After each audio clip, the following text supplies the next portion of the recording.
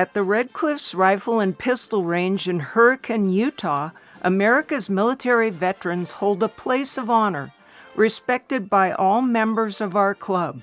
Many of our club members are veterans, and we hold special shoots for veterans several times each year.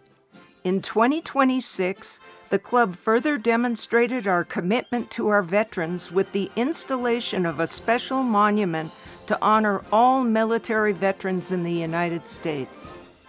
The ceremony to present this installation took place on Saturday, May 23, 2026, just prior to Memorial Day. The ceremony began with the arrival of the U.S. flag, as well as the flags for each branch of our armed forces, delivered by the Southern Utah American Legion Riders Post 100. Club President John Popke gave the opening remarks to the crowd. He gave an overview of the ceremony and led the Pledge of Allegiance and a prayer. Special guests included Darren Short, who funded our live fire shoot house and a major portion of the monument. Clint Connell from the Utah Monument Company produced and installed the monument. Bob Evans, the club member who came up with the original idea for the monument, was also on hand for the ceremony. Of course, the U.S. flag was the first flag to be raised at the monument.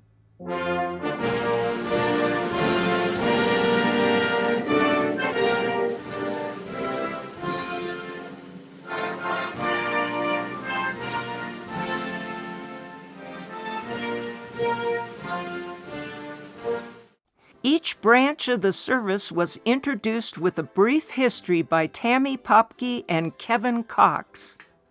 The flags for the U.S. Army, Navy, Marines, Air Force, Coast Guard, and Space Force were raised by a veteran from each of these military organizations, accompanied by each branch's anthem. Following the ceremony, there was time for everyone to socialize and to enjoy refreshments. It was an important event for our club members. I'm here with Dave Syndergaard. You were a major in the Air Force Space Command, which is the predecessor of the current Space Force. That's right.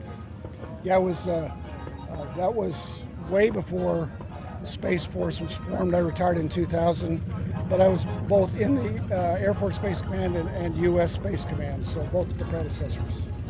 As a veteran, it's got to make you feel really good to see this monument. Oh yes, very proud. They did a fantastic job. The volunteers at the range were excellent, and I'm happy to have been a part of it.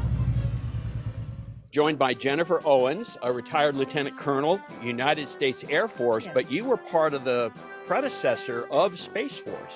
Yes, I was. I was in the Air Force Space Command. And there were not a lot of females when you started. There's a lot more now, so it's got to be really great to see that. Absolutely.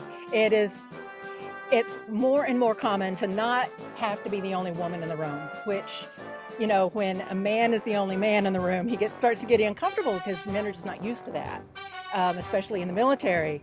But women are unfortunately used to it, but it's very refreshing to not have that as the norm anymore, especially in the Space Force and the Air Force.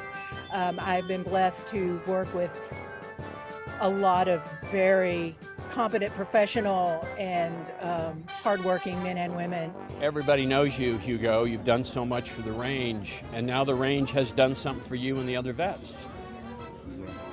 Yeah, I enlisted into the military in 1970, served until 76 with 2 tours overseas. Bob Evans, you organized this entire thing. It was a monumental effort, if pardon the expression there. I had an awful lot of help doing this.